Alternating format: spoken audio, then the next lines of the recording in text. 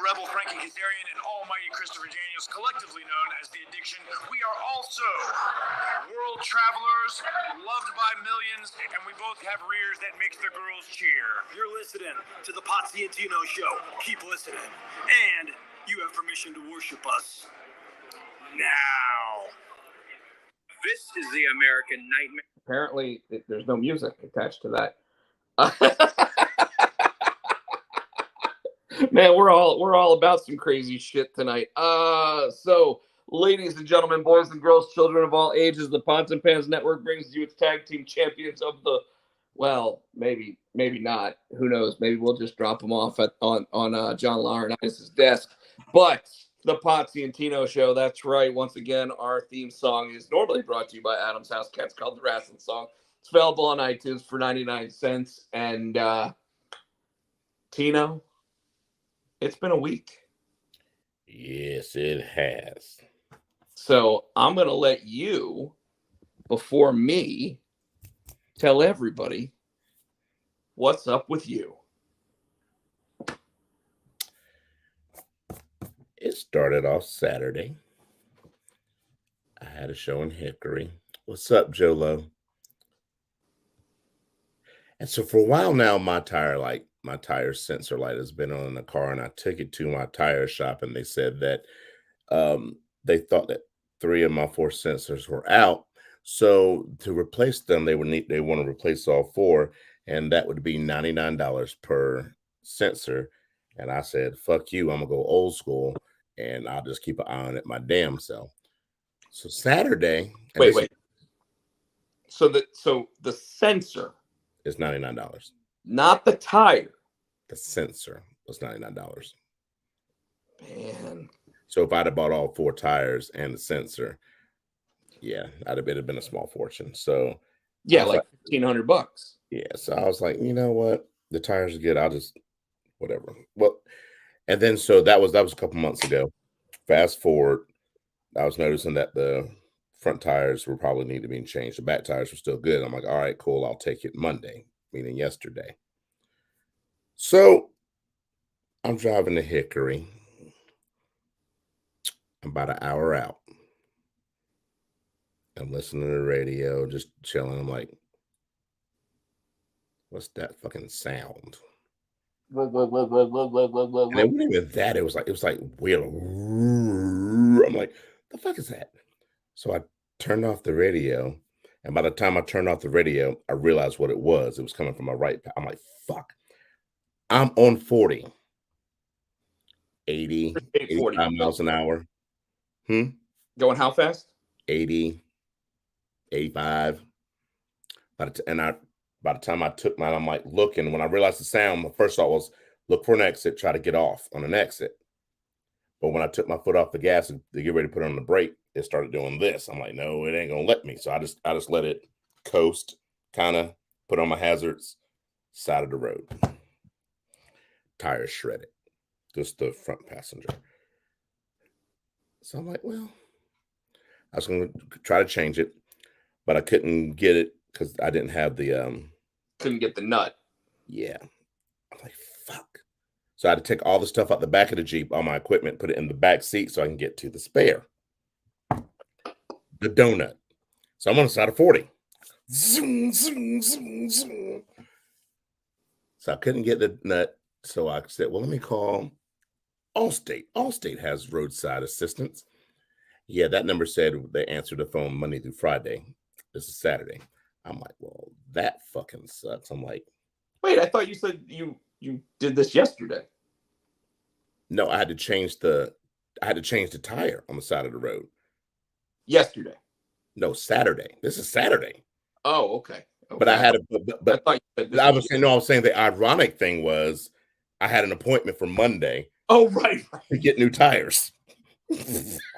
That was the ironic part. Shit couldn't wait till Monday. Shit had to go down on Saturday. So I'm on the side of the road on a Saturday. Ain't nobody stopping. So ain't no stopping me now. Allstate, it was Monday through Friday. I'm like, fuck. What's up, Chris Barrett? Then I remember, oh shit, I got AAA. So I was able to pull it up, and they're like, I called first, and they said, "Would you please use the app or you go to the website?" I'm like, fuck. But it was cool though, because when you do it on the website, they can pick up your phone location and they can Mhm. GPS where you are. Right. So, but the wait time for them to get to me was 40 minutes. That's not too bad. I'm on the side of 40. So, Yeah, but you're on the side. It's not like you're in the middle of the middle lane. so I'm like, well, I'll just get in the car, turn it back on, had the air going. I'm making phone calls, listening to radio. I'm amazed you didn't call me, but okay. Because you were at I thought you were at the Comic-Con thing.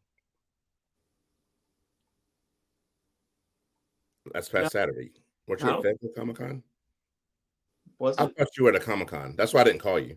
Oh, So I'm just chilling inside the road. So they came, they fixed my tire. Um, I asked them to make sure you've got air and all the other ones. 'Cause I'm not doing this shit again. So got to Hickory, did my show, drove back Sunday. So Monday, I'm like, all right, I gotta take this car into Fussell's. So I had Sunday night after youth group, I had Nicole follow me to the tire shop. I dropped my car off, fill out a little paperwork, put the key in the drop box, all that stuff. They called me right. back. They called me back Monday. Of course, it couldn't just be the one tire. The other fucking front tire was out. Tires are expensive. The back tires are still new, so all they had to do was rotate it. So $355 later. That's it. What do you mean that's it? It was $344, and then because I paid on the phone with a credit card, apparently credit card when you pay with a credit card it jacks up. So that's where the other $11 came from. So So, then so, Nicole's dude, car. dude, like 2 weeks ago when I had to replace 2 tires, it was $500. Yeah, but I didn't. I was like, look, dude, I don't want you give me. No. I was like, okay, first of all, I needed the tires that day because I was driving to Fayetteville that night. You're right. Okay. But I literally was like, I don't care if you just get some tires that like someone, like their car got jacked up or whatever, and there's two good tires. I don't care. Just give me 2 tires, right? Because you can't just do one tire. No. You gotta do at least 2 tires. And Chris Barrett's like it's always like 40 minutes. Yeah. but you gotta get at least 2 tires. And like mine, like I wanted them to leave me with the tire that was still good because I had one tire that was perfectly fine. It only had 25,000 miles on it. It's a 50,000-mile tire. And use it like a spare. They took it. Yeah. And you're And, right. I am whining about the $355, but because my wife's a teacher, and so we have money and we save money, so we have money in the summer, so and it's always when I have extra money is when you need to use it. yeah. But Yeah. now when bills came out and stuff like that, my car's like, you know what, fuck you, I need tires. So I get, your tires, so $800 a tire, that sucks. But it's like when you don't have it, it hurts. And thank God I got paid yesterday. Wait a second, Joe. Hold on, Tino. Joe, what are you talking about? $800 a tire? Those tires better be made of fucking gold. You must have a fucking rig, an 18-wheeler for $800 a tire. It must be, man, because like ain't no way I would ever put $800 per tire. Like no. So Nicole, so in the meantime, Nicole's back tire had been running low, and I filled it up with air, and it had a slow leak. I'm like, all right, cool. So we dropped hers last night. Hers is lucky. They found the leak. They were able to fix it. They rotated her tires for her because they needed to be rotated. I was out with $45 on that one. I'm like, yay. Well, did I tell you the shit on my tire? Dump truck tires. Yeah, that's probably why. Yeah, well, those things are fucking massive. Chris Barry, you need to get those tires. That's not safe. Especially if you're up north in the snow and ice and rain. Dude, I'll tell you what, like I've had one tire blow out on the highway, and I got lucky because like I could hear like the and I was like, what the fuck is that? So I started pulling off, and I got to like that, like the off ramp for Mhm. somewhere that had 2 lanes, so I was able to pull into the one lane that like nobody typically uses. And this is, I don't know, 10 years ago or whatever. But then all of a sudden, like as soon as I pulled off the off ramp, I heard the pop, like it was like, oh fuck. Like now I know I can't go nowhere. And luckily some dude ended up pulling up alongside and saying, "Hey, do you need help?" And I was like, "I know how to change a tire, but yeah, man, if you want to help me, like sure." And then I bought him some drinks because I was like, can I at least get you a drink or whatever, like at the bar, like whatever, and Oh yeah, I slipped the eight. I slipped the AAA guy a 20. I'm like, dude, you saved me you the whole. got to, you got Yeah, to. and that's all the Uh, cash I had. I would have slipped no more. That's all the cash I had on me. well, yeah, I mean, you're lucky you had cash on you, but did I tell you the story of like me with the 2 tires? Uh, this Like, did I past tell time. everybody that like right before Fayetteville Comic Con? Like Yeah, when literally, you're going on, you're going, when you're going out. That. so that night after I got done with everything, I plugged the tire myself. Don't do that shit. Like if you already have the tire off and you already have it like in your trunk or whatever, don't fucking plug it yourself. Because apparently the type of plug that you buy for yourself is a shitty plug that like is literally there to help you get like 30 miles so you can get to somewhere to get your tire replaced. Nobody fucking told me this shit. I didn't know that either. So, like, I went from something where it may have now, granted, that tire, that nail was so far in the tire, I probably, and it wasn't a nail, it was a screw. Like, it was a full fucking screw. I used a drill to get it out because it was like, "Whirr," and it came back Yeah. out, right? But I'll tell you, like there's a chance that it would have been a $45 plug and I'd be fine. But because nobody ever told me, hey, don't try to plug this shit yourself, it became a $500 ordeal. Yeah. And like here's the good news. I know how to change a tire. I Yeah, I can do too. I can fucking prop the car up myself, like cuz like you said, here I am getting ready to go out with a girl and I noticed that I got a fucking screw in the tire, and it's like, she's sitting there saying, "Are you sure you want to go out tonight?" And I'm fucking gonna be there, like, Yeah. and all this stuff with that, but like, like,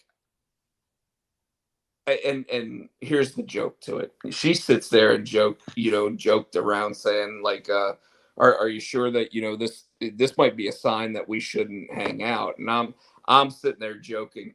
Two things. I sit there and say, one, how do you know this isn't just showing how far I'll go to like hang out, right? Like that's a great line.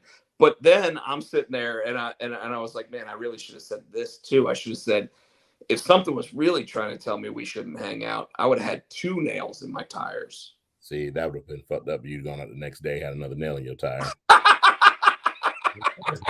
You're an asshole. I'd have like, you should have kept your mouth shut.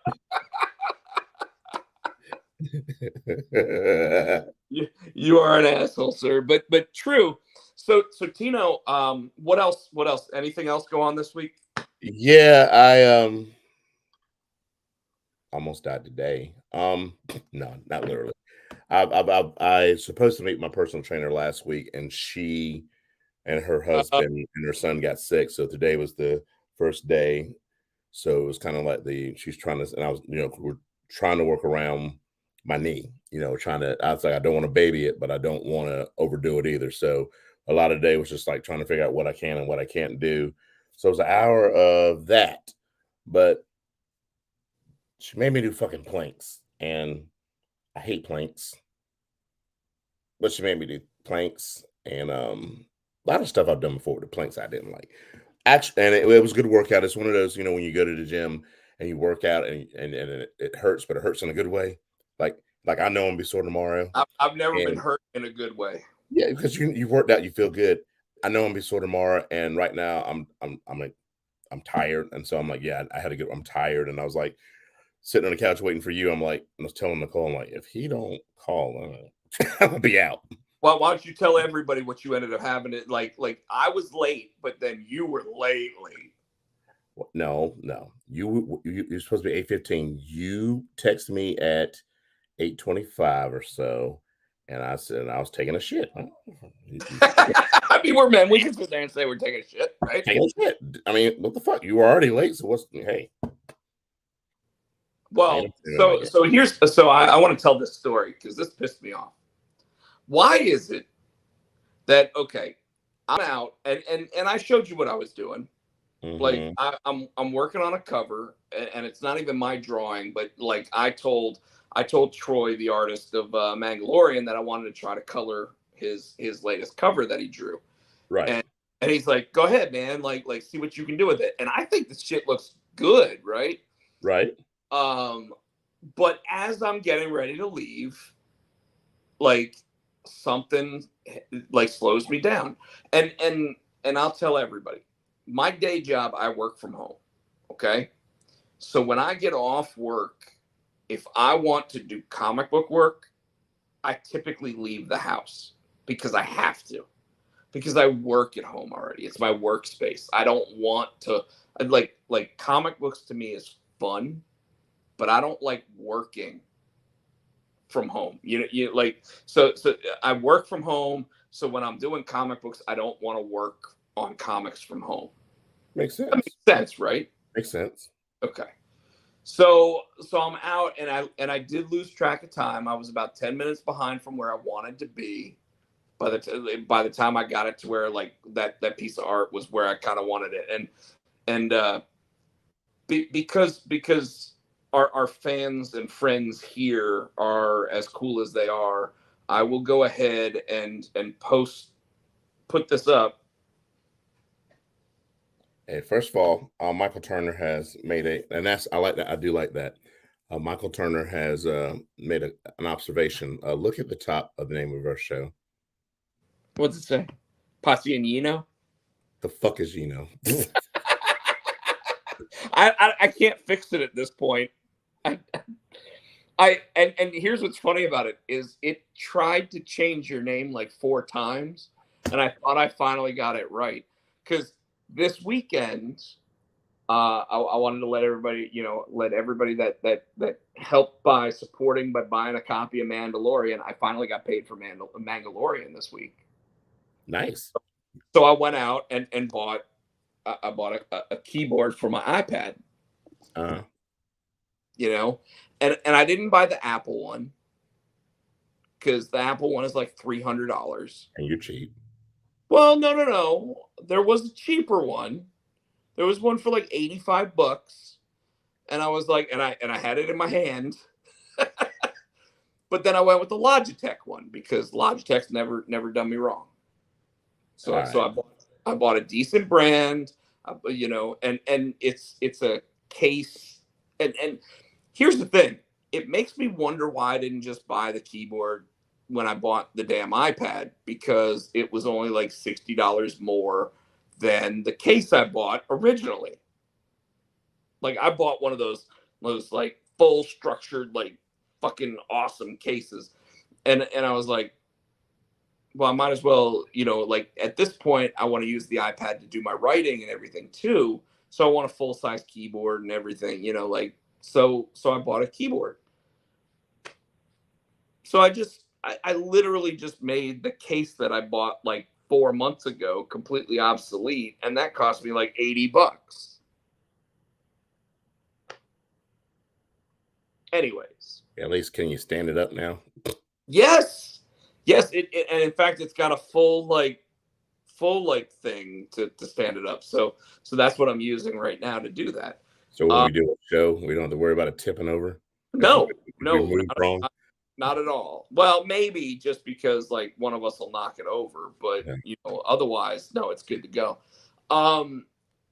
But anyway, like I got paid for Mandalorian, so I always put some of the money of what I made in comics towards buying something to make it easier for me to make comics. Makes sense, right? Sometimes I buy a new banner, sometimes it's I pay for the next thing of prints that I make, or the next stickers or whatever. This time I was like, you know what? I'm going to spend some of that money and buy a keyboard because that way I can sit there and type the comics out. And you know, like one of the things that I posted, I posted both on Instagram and Twitter today was this picture right here. Oh, yeah.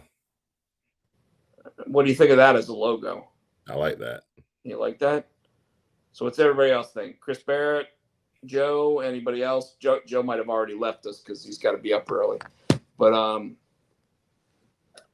I, you know, like I started designing that logo and I started to, and recently I had this weird thought, and I'll explain it here because I'm writing it out as a story now. Tino, you ever looked at like the tiling in your bathroom and seen a face? Yeah. And how does that make you feel? Creepy. Make you do a double take. Like, what the fuck was that? Yeah, like you look at it, and but every time you get in the shower or whatever, you see that face now, right? So I was talking to the young lady that I'm talking to, you know, and I said, you know, like I was just randomly like, hey, have you ever noticed this? And just like I just did with you, like, have you ever noticed like where you see like a face just randomly, like either in the hardwood floors, in the tiling on the floors, or like in the wall, and you just look at it and you're like, fuck is that? You know, like why is there a face looking at me, right? And this has always been something since I was like, I don't know, 4 years old that I've thought about. And it made me think, you know, like I just showed everybody Exit 49. Everybody who's a viewer of our show knows that Exit 49 is my idea for like a horror anthology and different stories. So there's a word for that because an actual, yes, Chris Barrett's absolutely right. This actually is a thing where people see faces and stuff just randomly. I don't know what it's called, but this is the third time today somebody's told me that this actually is a thing. But it made me think that this would be a really cool episode in that story that I'm coming up with. So I've started writing it. And interestingly enough, the woman I'm talking to and hanging out with on you know a semi-regular basis at this point, sent me like she said, hold please, when I mentioned this to her, and she sent me a picture, and the picture was of a cleansing spell for like the land, and you literally see like the fire coming up and you see smoke and everything, and there's literally a face in all of this, right? Right. So she was like, you can use this for whatever you want. This wasn't doctored at all. So it is a legitimate photograph of a face coming out of this fire pit. And dude, it's fucking impressive. Let me see if I can find it real quick for you. Might not, but you know, we obviously had the lunar eclipse the other night. But let me see. I think I can find it.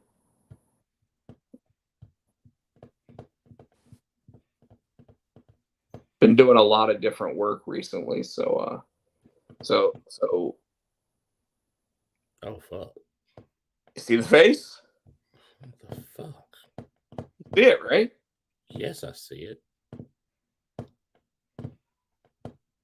So I've started writing the story, and it's going to be one of the episodes of Exit 49, which I've obviously talked about a little bit here, and now shown what I kind of think might be the logo.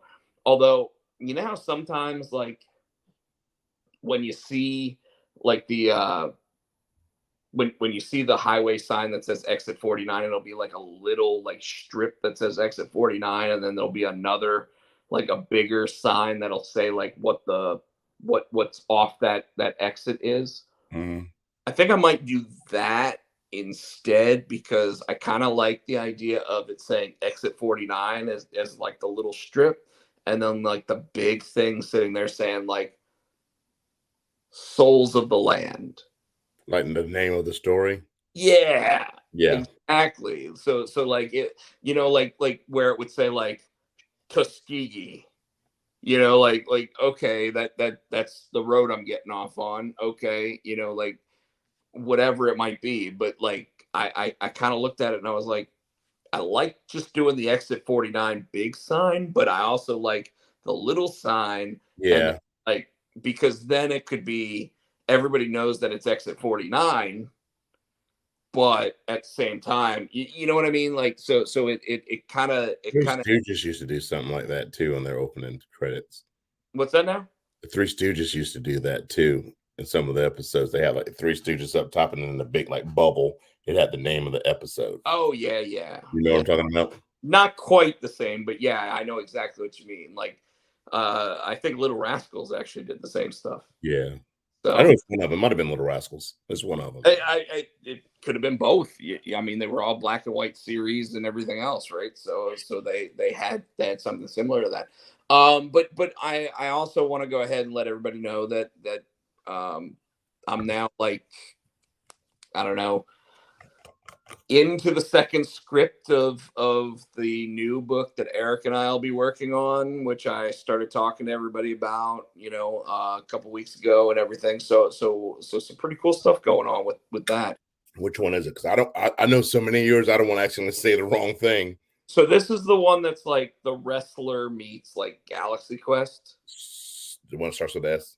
Stonkered, yeah. Okay, I didn't want to say it. I couldn't remember. No. It's okay for us to talk about it here, but like I'm not talking about it online or anything. Like our viewership and everything is very tight so far. I know. I want to be careful and mindful because you tell me all this stuff, and I'm so paranoid. I'm gonna accidentally slip up and say it. So that's why I ask you. Fair enough. Yeah. Though interestingly enough, the lady and I were actually conversing about it the other night, and I kind of joked with her that since I can't get Tony Perrone and Saren to bring back Primitive Screwheads, and she's a big movie buff, maybe getting her to sit there and I kind of joked it would be our date night. We would sit there and talk movies, but we would do it live on YouTube. What do you think she'd do it? Because I know you said she's shy. She actually would probably be up for that. I don't know if she's actually watching us right now or not. She probably not. She had some other stuff going on tonight. But but the joke was that like I said to her, I was like, well, like I get a hot woman to sit there and like start like talking about movies with me, and before you know it, like our viewership on these shows will just be like through the roof because like all it takes is a hot woman to sit there and get viewership up. I'm sure Chris Barrett will say something that'll annoy me here in a second about that, but well, look at his last comment. 5 people watched it. That is not true, sir.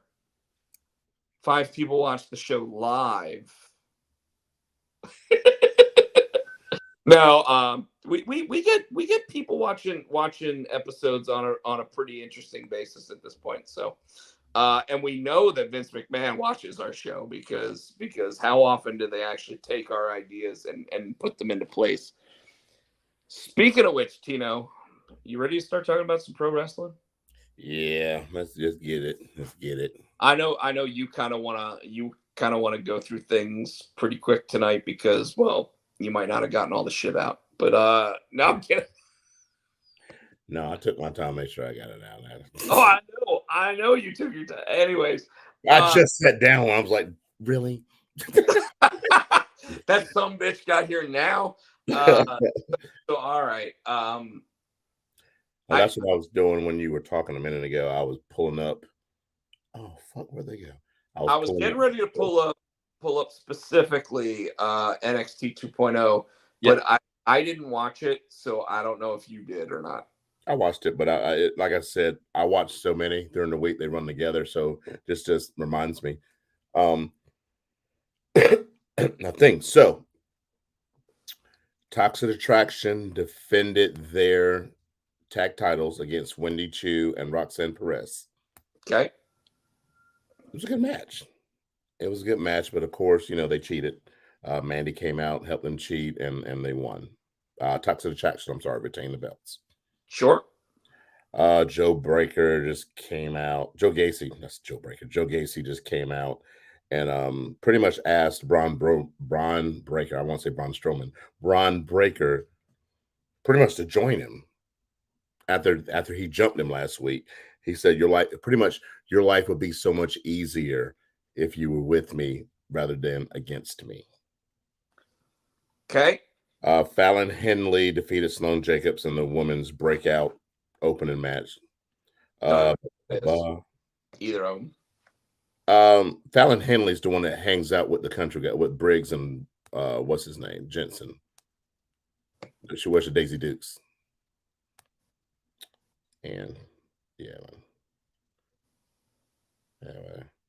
And then Alba, blowing off the comment. Okay.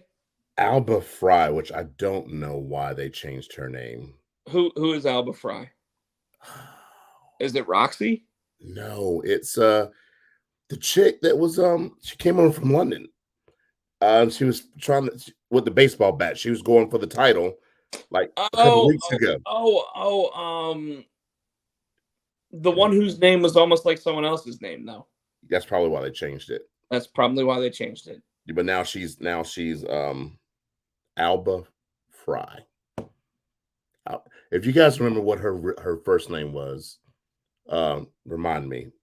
Not the Queen, Chris Barrett. That's Charlotte. No. God, it's gonna drive me crazy. Chris Barrett's saying that because you said from England, so he's saying the Queen. Solo Sikoa, Trix, Carmelo, and Trick, and locks them out of the building to take their airtime to challenge Cameron Grimes. Cameron Grimes came out and pretty much said, "Yeah, anytime, and they were booing Cameron Grimes, which I think Cameron's going to turn heel. I'll be real with you. I'm amazed Cameron's still there. Well, now they're doing what is it? Vince is doing the 90-day review, and if you ain't cutting it, but that's supposed to be 90-day review if they just sign you. Kind of like a regular job thing where like in 90 days. I think they're going through. Everybody's got to do it. Is the way I read it and understood it. Everybody in NXT. That's how they're getting people. Kylie Ray. They have 30-day non-compete clauses, so I mean, like you can dump them at any time, and they've been doing that. So what's it matter if they got a 90-day thing? Like I don't know. It's not like they're becoming a manager at a fucking retail store.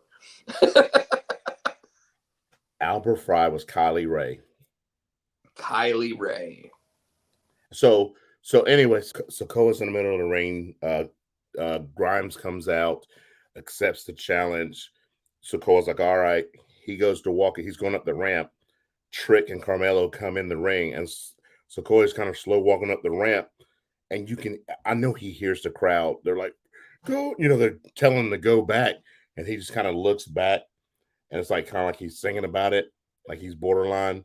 And then he just runs there and fucking cleans house. Picks up Cameron, shakes his hand, and then they leaves. Okay.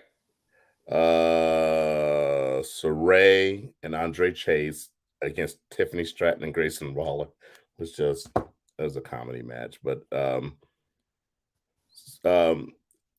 so do you know how Saray, she has that little schoolgirl thing, and then when she walks through the on the gorilla. They have the smoke, and all of a sudden she's in her costume and all that stuff. It's like she Yeah. changes. So she was tagging with Grayson Waller. No, I'm sorry, with Andre Chase and that dude that hangs with Andre Chase. What's his name? Right. So they're backstage. Andre Chase, they have on their red Chase U shirts and all that stuff. When they come through the smoke, all of a sudden, Andre Chase has on like a baby blue version of his sweater, but the other guy is dressed like Saray backstage. He has the damn tank top, he has pigtails, and he's wearing the glasses.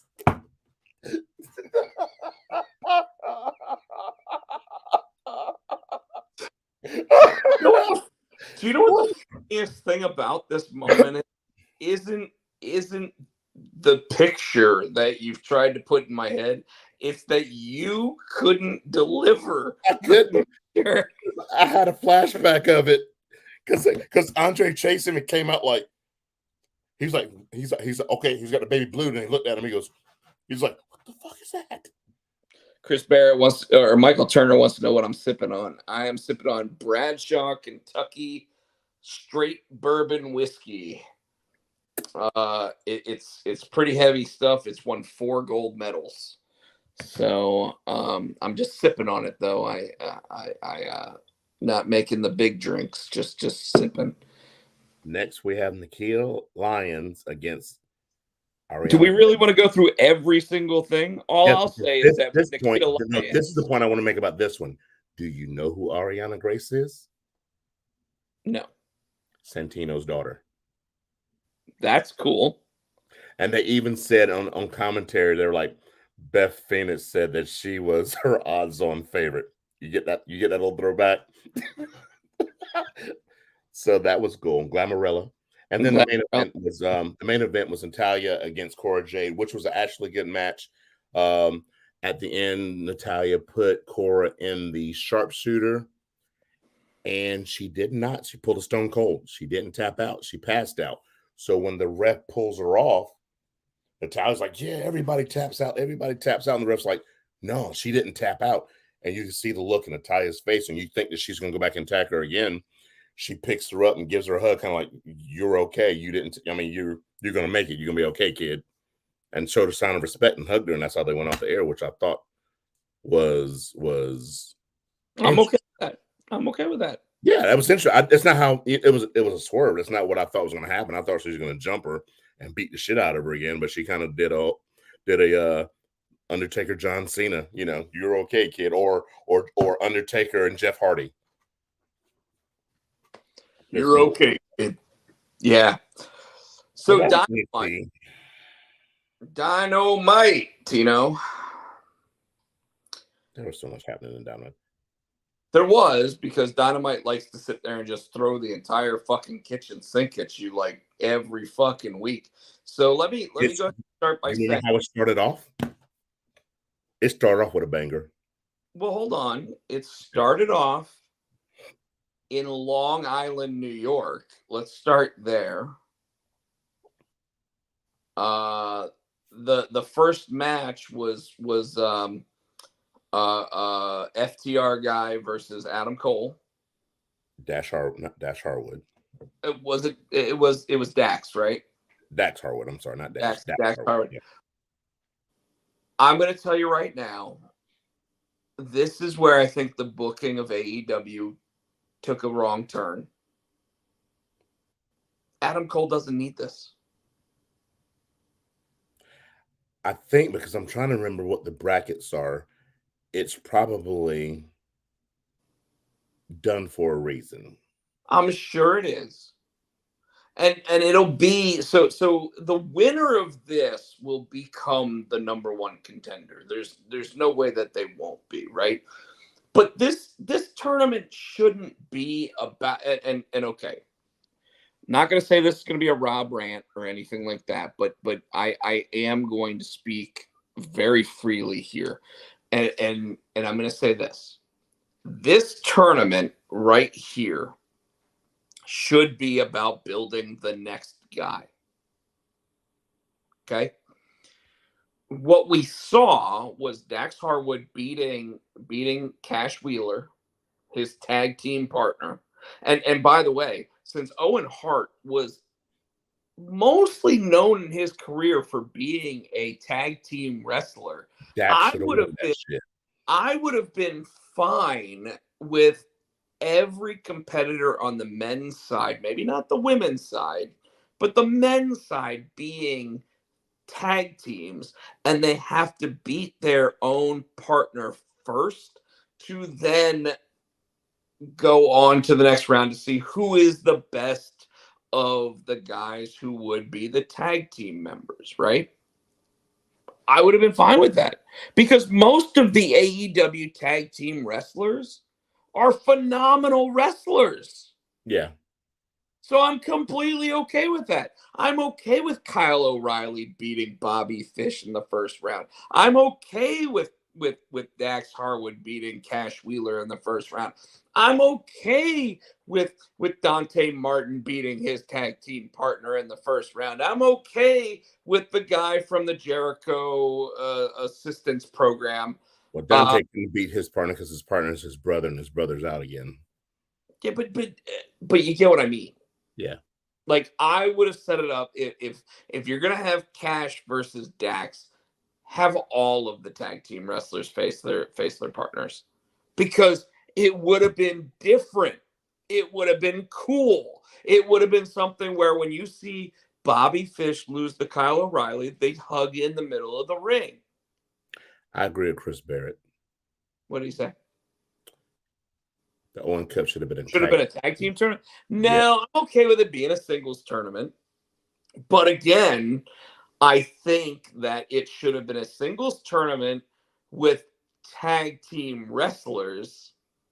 Because think about back in the day, okay? Back in the day when you would see randomly where Road Warrior Hawk would be in the Intercontinental Championship tournament.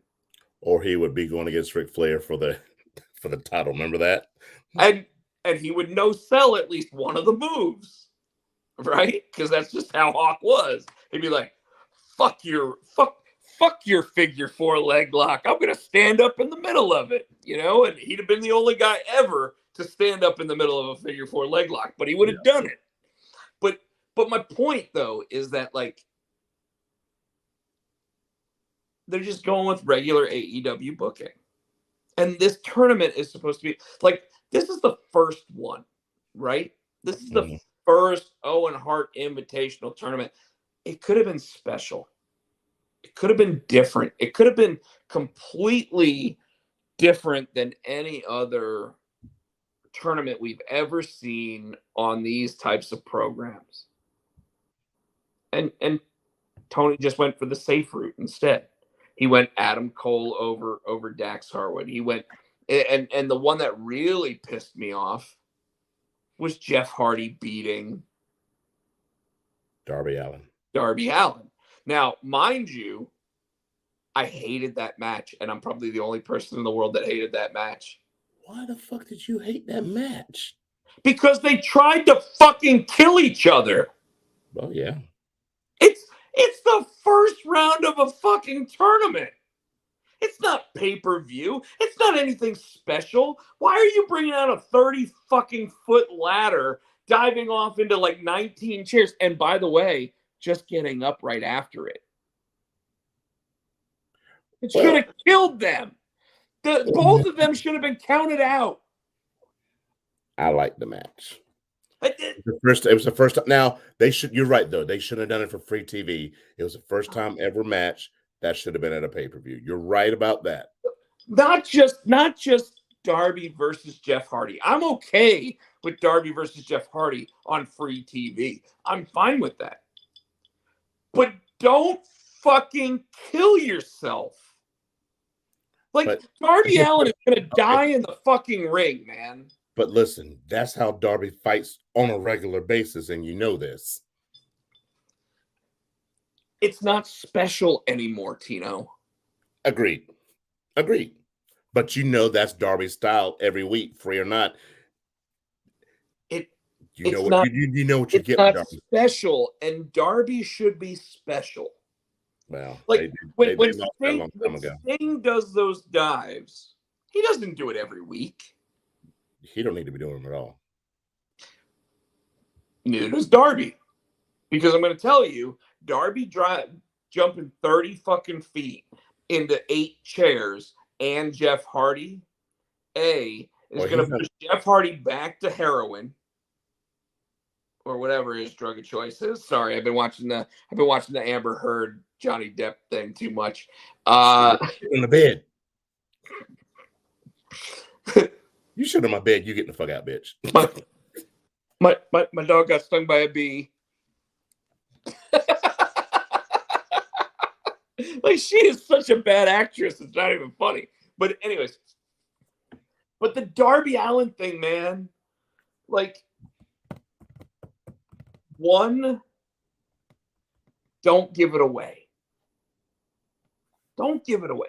Like, you want to do that move? I get it. Jeff Hardy has done that move 37,000 times over the course of his 40-year career, right? He's also said, I don't want to do the Swanton Bomb anymore because it hurts my back. But he still does it. Not as often as he used to. He finishes the move with the Twist of Fate now. So, he does. Towards the end of his WWE run, he was doing the Twist of Fate because he was like, fuck that, I'm not doing the Swanton. Hurts the back too much. You know, but with Darby, the thing is this.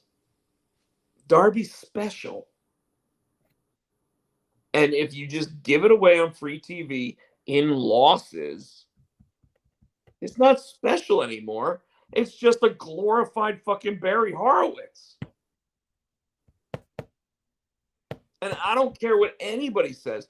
Like, I will tell Tony Khan to his fucking face, stop wasting that. Yeah.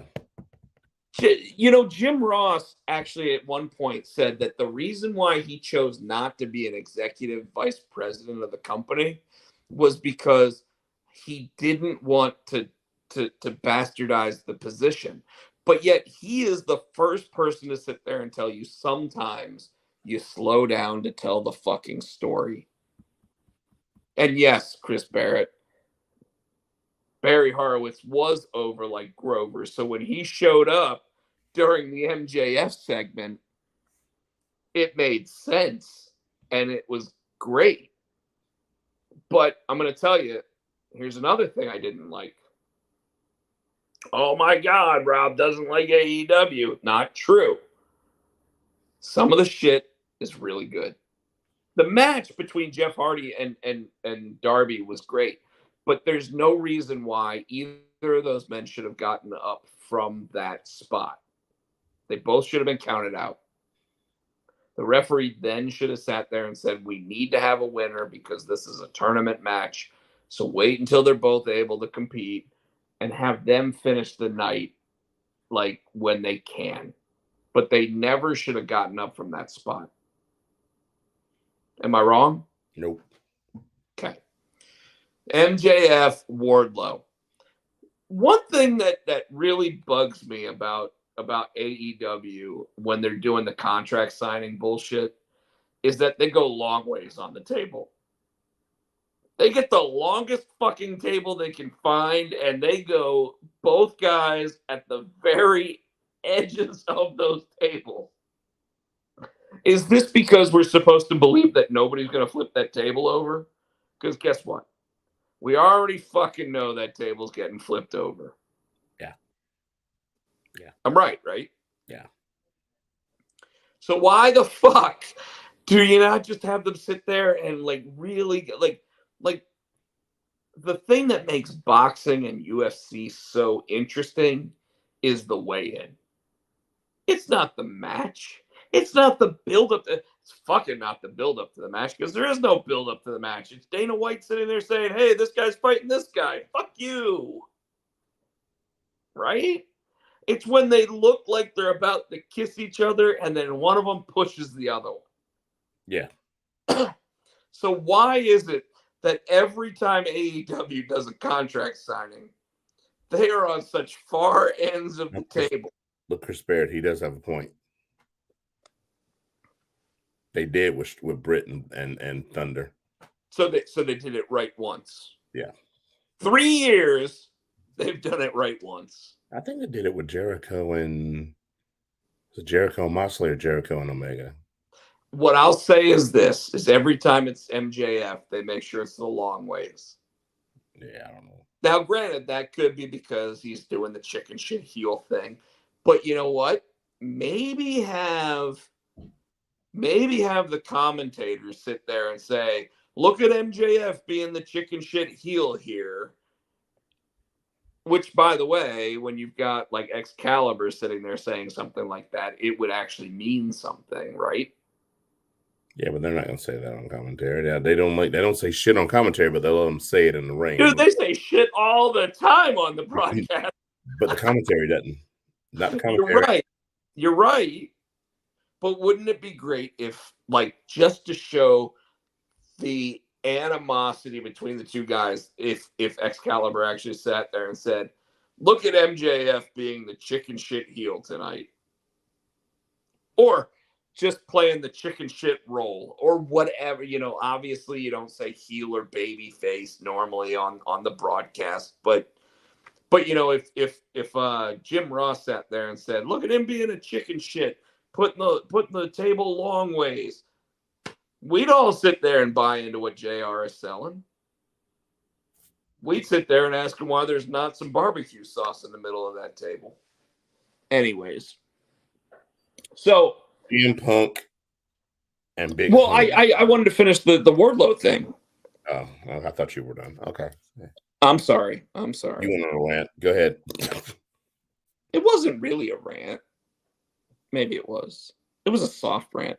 But is Wardlow getting over from all of this? He was already over, but yeah, probably. I think the payoff is when he finally gets his hands on MJF. Well, okay. So the only problem I have with it, because I think he is over. I think you're right. I think that it's the Virgil versus $1 Million Man thing to like to like the 10th times degree. Like Wardlow is definitely more over than Virgil ever was. He's got nuclear. What's that? He's got nuclear heat. He's got nuclear baby face heat. Yeah. That's what I mean. And he could, they could strap the rocket right to his ass and put him in a title match and have him. I like the slow build. They won't because I'm gonna be real with you. I don't think Tony knows what he wants to do with that title. I don't think he knows what he wants to do with the world title, because and I'll get to that in a minute, but I want to finish with the Wardlow story. The Wardlow thing, Wardlow has babyface nuclear heat. We've already talked about that. MJF is doing the exact same thing that he's done with the last 2 major feuds that he's had. He's not doing anything different. And it pisses me off. Jericho, Cody had to take it's probably all 4 of his major feuds. Cody had to take the 10 lashes before MJF would fight him, and blah blah blah. Now all of a sudden Wardlow's got to take 10 lashes before he'll fight him, and da da da da. Oh, Shawn Spears has to beat him before blah blah blah blah blah. You're not gonna get any crazier than when Jericho fucking beat Nick Gage. You're not. No. What are you gonna do? You gonna sit there and bring Matt Cardona in for one match, the NWA World Champion, to sit there and go up against Wardlow? He won't do it because he's not gonna lose the Wardlow right now. He's the NWA World Champion. Yeah.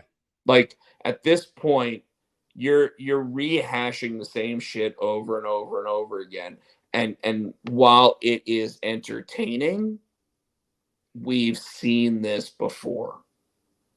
And the unfortunate thing is that while wrestling fans can put it behind them and allow for it to be something that they that they understand the storylines get rehashed over time. Not You this soon. You don't rehash the same fucking story 4 times in 3 years. Yeah, it's too soon. So you agree? Yeah. Okay. Now, Hangman. What's wrong, Chris Barrett? What do you say? If I was Tony, I would put the AEW. Shut up, Chris Barrett. Like, you're not even old enough to remember Bob Backlund. And if you are, you're old enough to remember the Marina Menounos Bob Backlund, not the Bob Backlund that actually was the world champion multiple times. With the bow tie and the suspenders. No, not that Let me one. tell you something. The one before that, when he was looking like Opie. Like, he always like Opie, but you know what I'm talking about, when he first... I know exactly. Opie. Yeah. Yes. God, I look fucking huge right there. Not in a good way.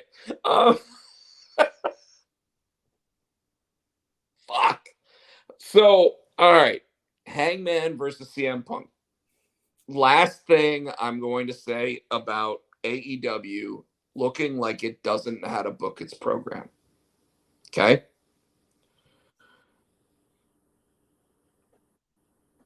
CM Punk comes out in Long Island, home of MJF. They know he's going to get a heel pop. He comes out wearing the New York Islanders jersey, which gets him a babyface pop for half a second until they realize it's a guy that got traded to the Toronto Maple Leafs. Okay? That's fine and dandy, except for the fact that the week fucking before, they had Hangman Page come out and cut a heel fucking promo on CM Punk. Right. So who the fuck is the baby face at this point? Because CM Punk did that because he knew he was going to get heel heat anyway in Long Island going against MGF. It's still going to be. I got a feeling CM Punk's going to be the baby face in that Hangman feud.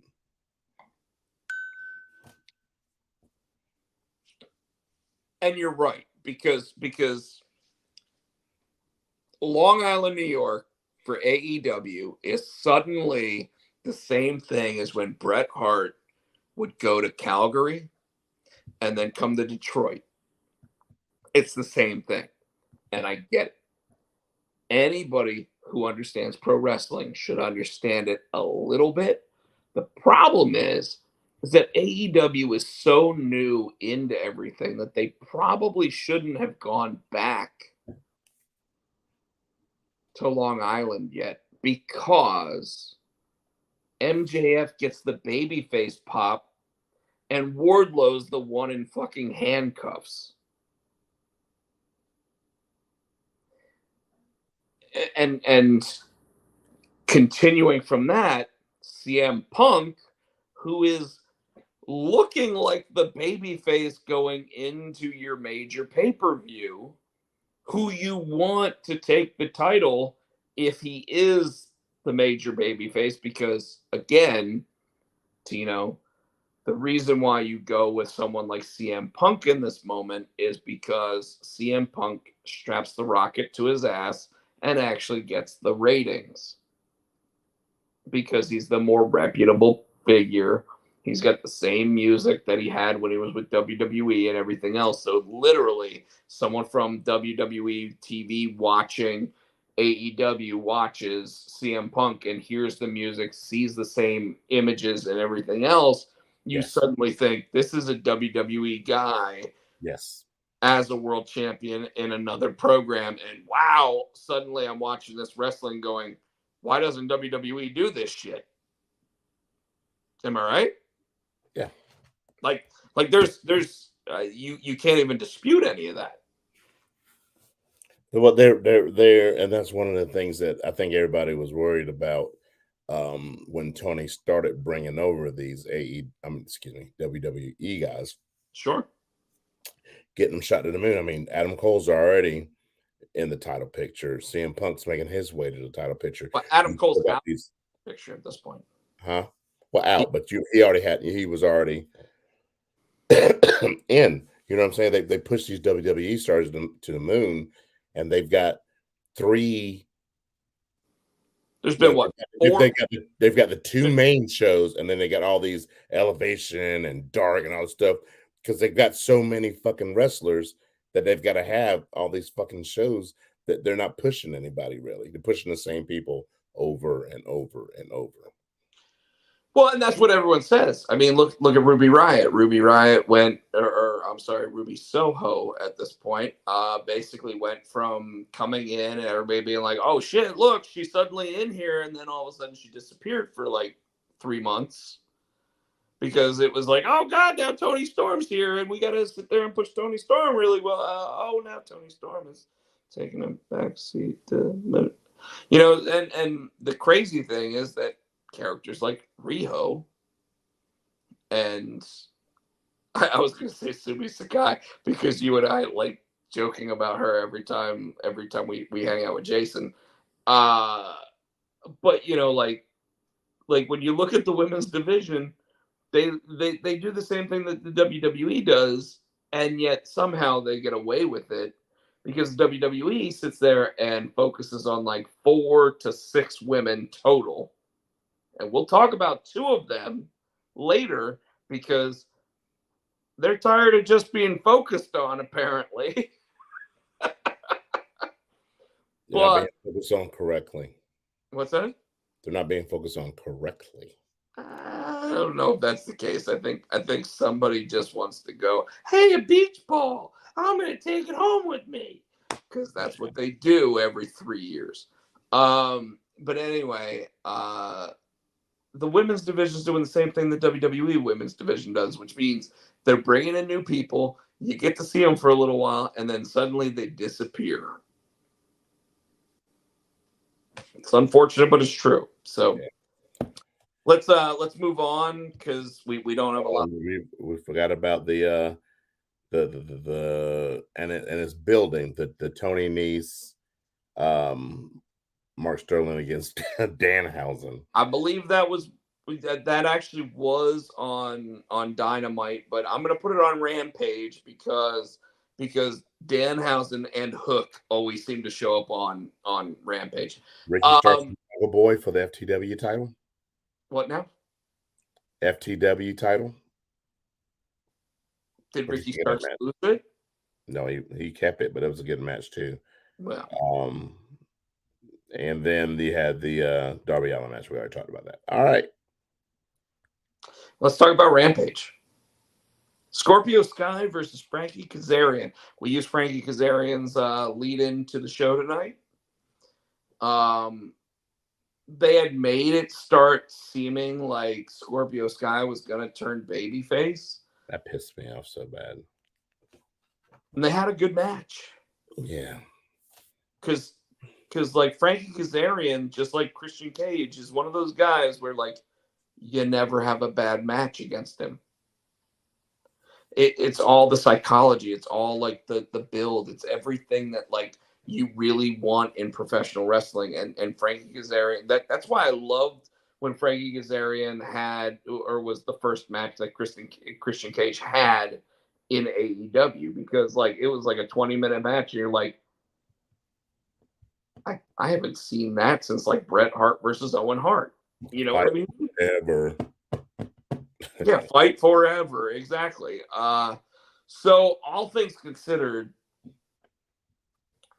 looking at those two, it kind of pissed me off because it cemented Scorpio Sky as a heel and got him away from Frankie Kazarian fully. Although I think that it means that they're going to have another match, even though they kept showing Sammy Guevara like watching on with Tay Conti, which means I really don't know what the fuck they're doing with that TNT title. And at this point, I don't care. I don't care. How does that happen when you have your biggest heel Dan Lambert talking about it? You have Sammy Guevara, who is an amazing wrestler, wrestling for it. You have You have Scorpio Sky as the champion who deserves to be a champion in anywhere that he goes, and Frankie Kazarian as like the journeyman who is like, hey, give me my match. I've earned this shit. Yep. And yet somehow You don't care. I don't give a fuck.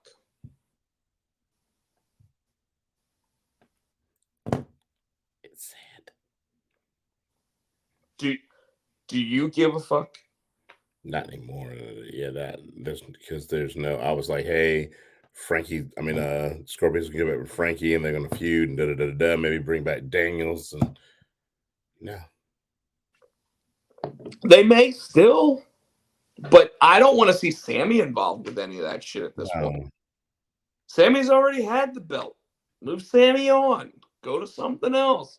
The fact that it's suddenly becoming a placeholder, and not just a placeholder belt, but a placeholder where it's like, hey, you know what that belt is? Up to the main event yet? We're gonna keep you here with the secondary title. You know what that belt is? The 24/7 belt.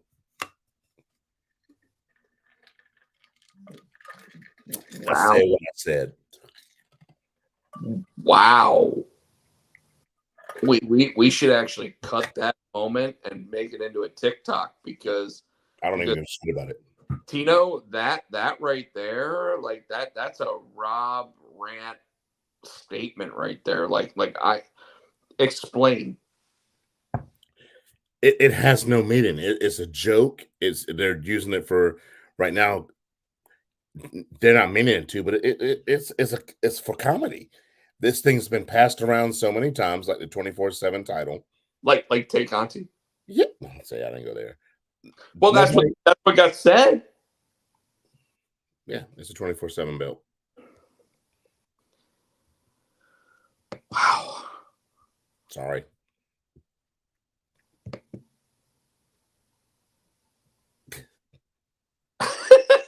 You know, R-Truth's going to come in and be the next TNT champion. Who is R-Truth?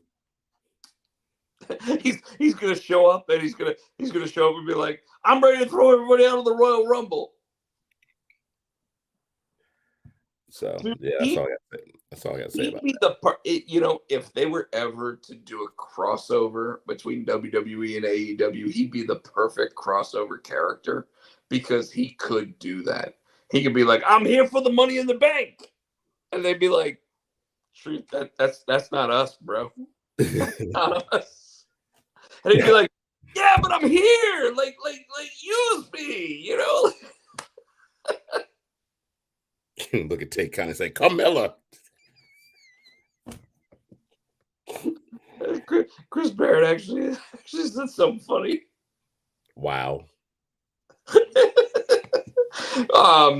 And while Tino, that right there is probably one of the most profound statements you've ever made on the Potsy and Tino show, by the way, that the TNT championship, first of all, the TNT championship only ever seems to get defended on TBS. And TBS championship gets defended on TNT.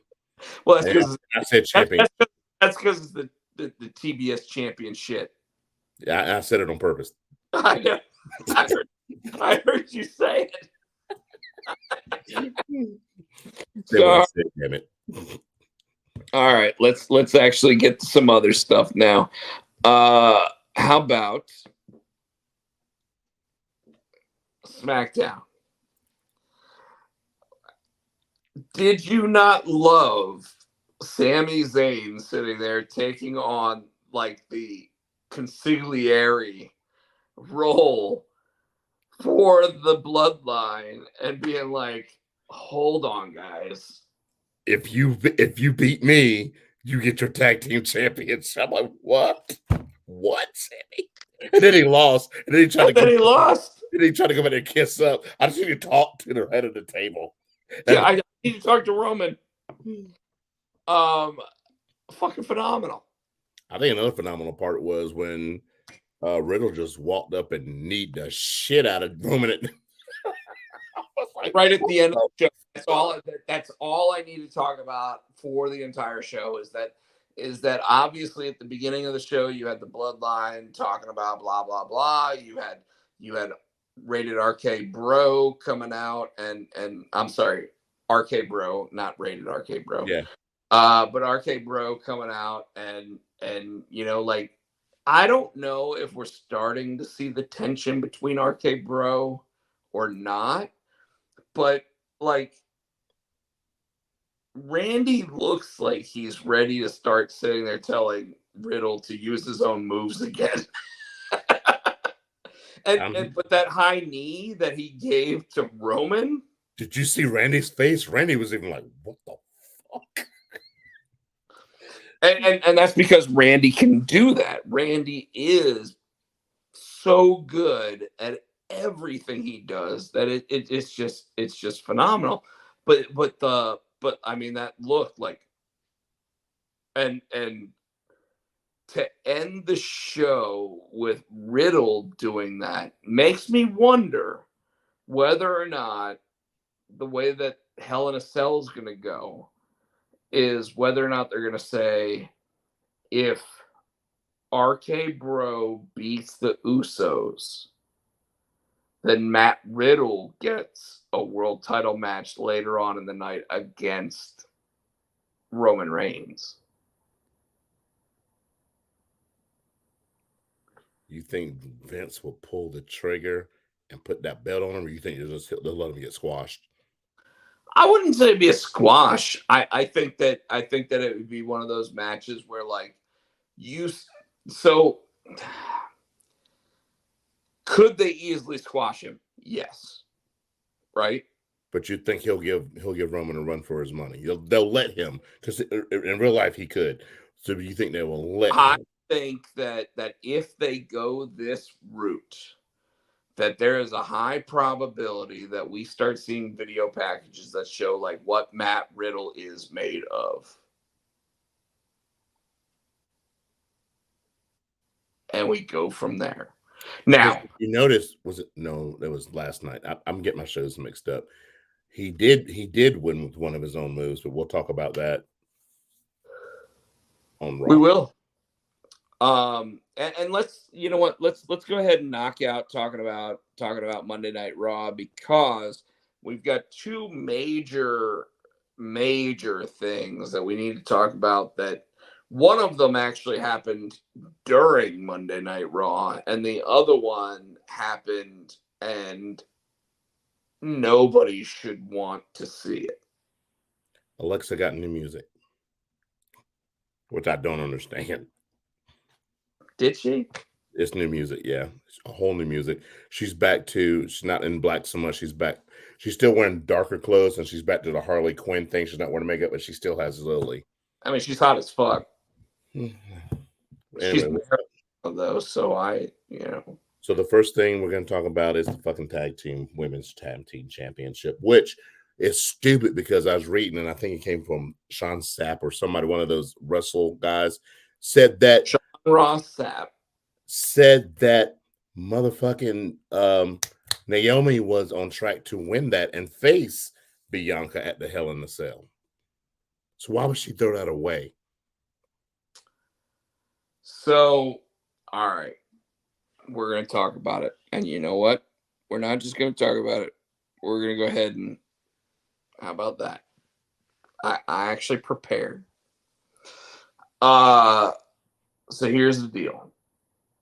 Rumor is that Sasha Banks went backstage and yelled at Vince McMahon. Second rumor is that Naomi was always meant to win the six-pack challenge match at the end of Raw, which meant 6 women were going to main event Monday Night Raw, and Naomi was going to get the pin victory. There's only 4. So who were the other 2? Because that'd have been Doudrop and Nikki Ash. Okay. That was, I was confused. I knew it was Becky, Asuka, and then Naomi and Sasha. I didn't know who the other 2 were. Correct. Okay. So at the beginning of Monday Night Raw, they actually showed a video screen that said that there was a 6-pack challenge match. Teddy Long did not announce it. which sucked because, you know, if he had announced it, nobody would have gone against it. It would have been, we're gonna have us a 6-pack challenge match, player. And then of course Sasha Banks would have fallen in line because Teddy Long announced the match. But because Teddy Long did not announce the match, Sasha Banks apparently the entire day, her and Naomi were trying to change the minds of the creative direction. Why though? I Why would don't Naomi? Why know. would Naomi throw? I think that was Sasha and Naomi's ear. So here's the main thing I'll say about it is that Sasha has done this before. Yes, while they were champions. No, they lost the belts, and her and Bailey threw a hissy fit backstage. It was because they were going to lose the belts. Yes. And they threw the hissy fit, and then they decided as a team that they were not going to appear on WWE programming. Now, we know that Bailey ended up appearing on WWE programming before Sasha Banks again. And in this situation, what doesn't make sense to me is that Naomi was 100% behind the decision to leave and go home. And the reason why this is a problem for me is because she is one of the Usos' wives. So the joke and even a picture I saw on Twitter was a picture of Jimmy Uso waiting for his ride and not having a ride home, which I thought was pretty funny because his wife had already left and he has DUI, so he can't drive. I'll leave that at that. But either way, it's tough, man. It like, I don't know if it's real or if it's fake because WWE acknowledged it. They acknowledged it within the first half an hour of Monday Night Raw when Becky Lynch actually sat there and started yelling at Adam Pearce, basically saying that I saw her leave. I saw her leave. This is this, this is this, this is this. And then in the last hour of Monday Night Raw, Corey Graves also said that it was unprofessional for them to leave. So it went from being something that they could tie into a storyline with Becky Lynch sitting there bringing it up to all of a sudden Corey Graves bringing it up and saying it's unprofessional could be something that truly affects the relationship between the people involved.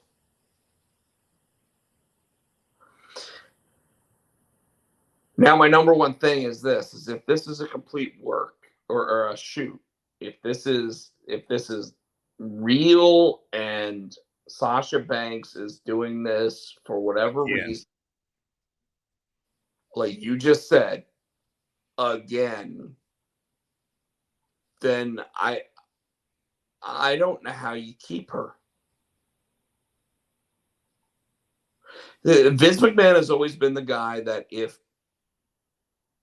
business and money makes sense, he keeps you. And that's why even after Stone Cold Steve Austin walked out, and this is where I know that everybody that's talking to me or asking me about this is going to bring this up because I'm a Stone Cold Steve Austin fan. Steve Austin now admits that the biggest mistake that he made his entire career was walking out. Taking his ball and going home.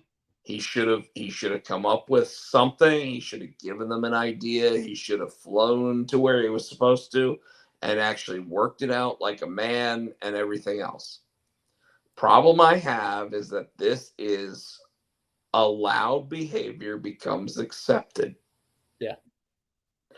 And allowed behavior from Sasha Banks is if she just wants to sit there and run her mouth and do her own thing and blah, blah, blah, bullshit, we're going to allow it. And I don't like that.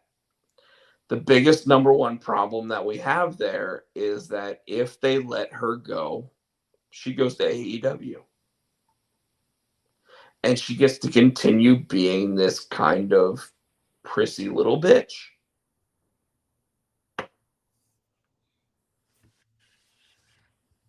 If you're I mean, allowed to keep happening, right? If you're allowed to keep happening, she's just gonna keep doing it. well, and that's just it, is that you know that if WWE sits there and says, fuck you, you're done, she's going to show up 3 weeks from now on AEW. And she'll probably show up before her 90-day contract thing ends because she's that type of vindictive little person. And she'll say, I was an independent contractor and my contract was expired at that point. So fuck you. I showed up when I showed up. Like, and by the way, I think we're at the point where we kind of need to see people start doing that. I just don't like when people take advantage of the situation because they're in a position of any type of power over the commitment of the company. You signed a contract, you should work your contract. Yep. And I mean, like, you listen to any of these guys, like MJF is sitting there pumping up Cody on things right now because he's like, Cody's like my best friend. Now, granted, it's because he wants them to sit there and, want to talk to him when his contract's up. Same time, I see on Twitter today that Kevin Owens is sitting there saying, oh, countdown to Cody, 6 days, 4 hours, and like 32 minutes, because why the fuck are we counting down to Cody? And you know what? I think that might be a little bit much counting down to Cody, because I think that at some point, the fans that are currently 100% behind Cody being the American Nightmare in WWE as a babyface Gonna turn on him. are going to turn on him. And they're going to turn so hard. And it's going to be every wrestling fan will be against him at that point. Not just WWE wrestling fans, but all of them. So, Tino, there's one other major thing I want to talk about before we get off of here, unless you have anything else you want to talk about Monday Night Raw. Only it was something stupid. It was backstage with the 24/7 between Dana Brooks and Carmella. And then they had that little altercation, and then Truth came back and ran into Carmella and tried to, you're back! And he tried to hug her, and she pushed him off. He's like, come on, get on my back. She wouldn't get on his. He's like, get you out of here, I'll protect you. And so now they're apparently she's gonna help him get his baby back. She wants Dana Brooke. So you ready for the last topic? What you got? And apparently I spelled it wrong. So let me see if I can fix it real quick. Well, you spelled my fucking name wrong too. So it's the new keyboard. You gotta give me a couple weeks. No. Get it fixed. No. Here we go. Here we go. Goodbye. Thank you guys for watching. This is not his last match. His last match was supposed to be against motherfucking Shawn Michaels, and he went back on that. This bitch is this is not his last match. He's gonna die in the ring. Well, yes, I agree with you on that statement. In fact, let me go ahead and point right here. Yes, I agree with you on that statement. He's coming out of retirement to face the Steamboat. Is he facing Ricky Steamboat? Is that the official? Like I heard that it might be one against one of his greatest opponents ever. It's the Dragon. It's Ricky the Dragon. Now, here's the good news with that statement: is that Ricky the Dragon Steamboat in 2012, so 10 years ago, wrestled against Chris Jericho and he looked great. Ric Flair doesn't look great. However, Ricky Steamboat had a stroke after that. Now, I'm going to tell you, I met Ricky Steamboat last November. That motherfucker has everything still with him. Okay? He even told us the story about how he should have turned heel. I remember you telling us that. Yeah. I told that story on the show. If it's Ricky the Dragon Steamboat versus Ric Flair, I almost want to be there for it. At the same time, I almost want it to be a tag team match against two, with them both having a partner who are like Cedric Alexander and Buddy Murphy. To carry the match. Fuck yeah. Yeah. Now, granted, you kind of want it to be two people that had, like, what would be even better is if it was Rick and Charlotte versus Ricky the Dragon Steamboat and, like, Tessa Blanchard. Not going to be Tully and Tessa then. Well, because it's already going to be, it's already going to be Ricky the Dragon. Yeah. But my point is, like, when I heard about this, and I heard that Ric Flair was going to get in the ring at 73, my initial thought was, let it be Jay Lethal. Because they already showed that video of the two of them practicing and training. Like, let it be the two of them. And just build it up with the fucking YouTube videos of Jay Lethal doing the thing. Yeah, that would be cool. Like, at this point, I don't need to see Ricky the Dragon Steamboat lose to Ric Flair again. And I'm telling you, if these motherfuckers go to a Broadway, you're gonna put the entire place to sleep. Not just me. And I love both of those guys. And like I said, right, the stories that I heard from Ricky in November, like, will go to the grave with me, But, like, man, I'll tell you, it's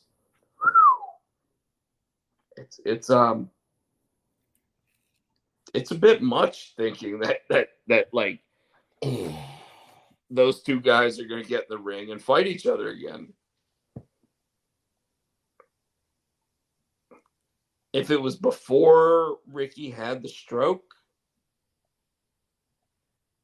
Ricky could carry that match. Yes. But now I want to, like, if and did you hear the other thing that they're doing that weekend, Dan? Mm-mm.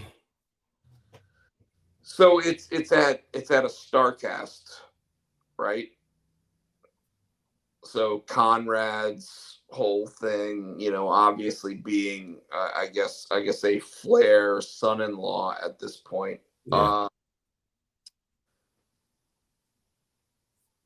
He's running the roast of Ric Flair at the same show. Wow.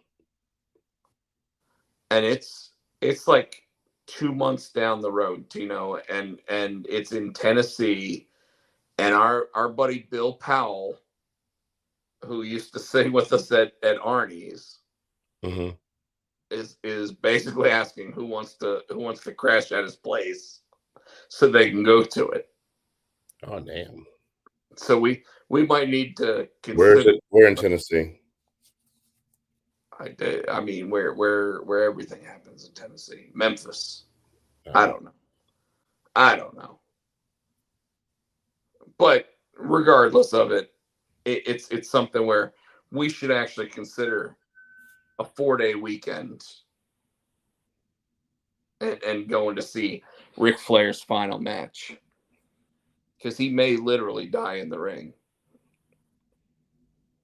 I mean, if this was like ECW and Ric Flair was having his final match, that, like, the Dudley boys would actually grab his dialysis machine and actually, like, hit him over the head with it. Let's go home. Let's go home. I'm done. Hold on. Hold on. Thank you, folks, for Go ahead. tuning in the show. You can catch him on the Twitter. He is that Pop Tech. I'm Hootie Fan 91. You can check him on the Twitter. I just said the Twitter. See, you got me all fucked up. You can check us out on Twitter, Potsy and Tino, Facebook, we're the Potsy and Tino Show. We're here each and every week on the YouTube channel, the Pots and Pan Network. Please like and subscribe and buy our shit. You can check him out on the TikTok. He is Rob Potsy Podcheck. On the Insta, he is Rob Potsy Podcheck and Rob Podcheck, right? Rob and Podcheck. I'm SC Tino. Missing one. We did Instagram. We did we did them all. YouTube. I said YouTube. Did you? Yes, I said subscribe, like, and subscribe, and buy our shit. You're one of these. You're not even listening, bitch. Anyway, we also want to say thank you to Adam's House. Thank you to Adam's House Cats for the wrestling song, which we didn't hear at the beginning of the show. Hopefully, we'll hear at the end. You can check them out on iTunes for 99 cents 99. And until next week, folks, we're out of here. Peace. Everybody wants to live it, ain't you, boy? But I am the man of the hour. The power of power. Too sweet to be sour. Make it sweet. Oh! Like Jared Flower. There have been many imitations, but only one makes you more. We're Festus.